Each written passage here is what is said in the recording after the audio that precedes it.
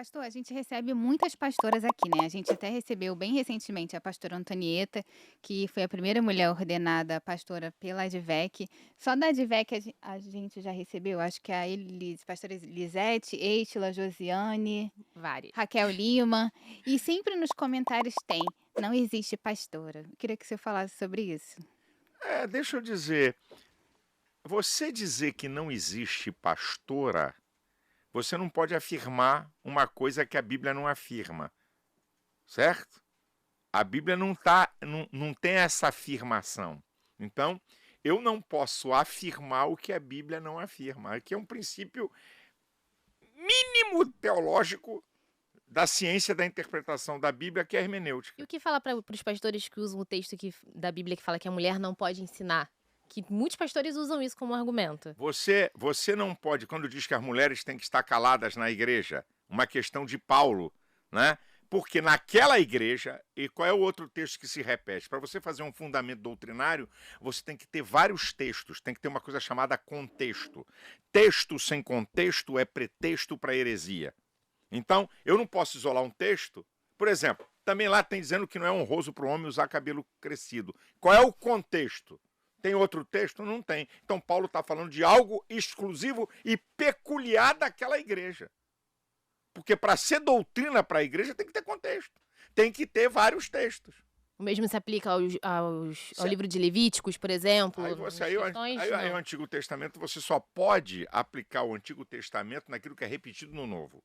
Então você não pode escolher. Estou dizendo, quando você tem as cartas do apóstolo Paulo ou a Bíblia no Novo Testamento, para você ter algo que você diga assim, isso aqui é para a igreja, você tem que ter vários textos.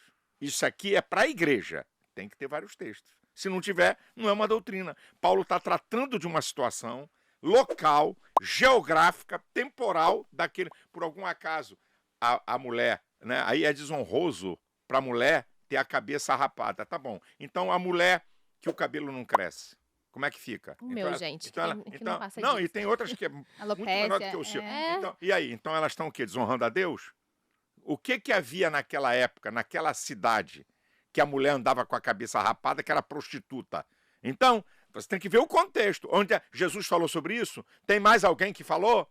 Tem mais algum texto? Então a gente não pode fazer uma doutrina a partir de uma palavra. Então você dizer assim, a Bíblia não fala para consagrar pastores. Então me diz onde é que está o texto que é contra. Acabou a história aí. Está encerrada a história aqui.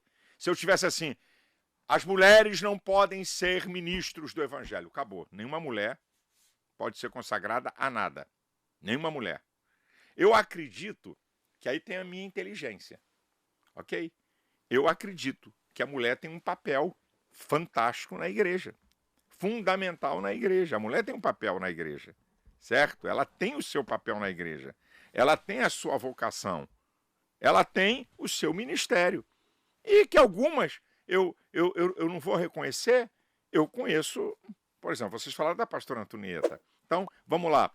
A pastora Antonieta começou um trabalho na casa dela, depois sozinha comprou um terreno, foi falar com o meu sogro mandou ela se virar, ela construiu a igreja. Essa mulher não é pastora? Então o que é que ela é? Essa mulher não é pastora, o que é que ela é? Ela foi pastora sem ter título. Porque na Assembleia de Deus não podia ser. Quando eu passei a ser o pastor, que eu fiz uma ruptura com convenção de pastores, eu consagrei a Antonieta a pastora. Ela já tinha 30 anos como pastora. Apacentando, orientando, cuidando. Então como é que ela não é pastora? Aconselhando. Agora, eu vou... Aqui, ó. Não, ela é pastora porque é a esposa do pastor. Tá errado. Tá errado. Eu tenho várias esposas de pastores da igreja que eu sou pastor, que eu não sou pastora. Tem Até uma... porque a esposa do médico não é médico. É isso aí. Muitas esposas de pastores são, mas nem todas são. E, pastor, como lidar, por exemplo, com a pessoa que tem um chamado para o pastorado, mas não fez seminário, não estudou? Como lidar? Basta ter o chamado para ser pastor ou não é necessário ter esse estudo? Jesus passou 30 anos para desenvolver um ministério de 3. Então, se você chamou, vai se preparar. Ah, vai se preparar, vamos lá. Eu tenho algumas regras na igreja que eu sou pastor. E se você é um vocacionado, você vai buscar o conhecimento.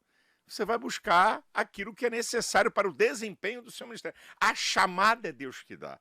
Eu não chamo ninguém para o ministério, eu reconheço quem Deus chama. Mas tem uma preparação. E você vai para a Bíblia e vai ver.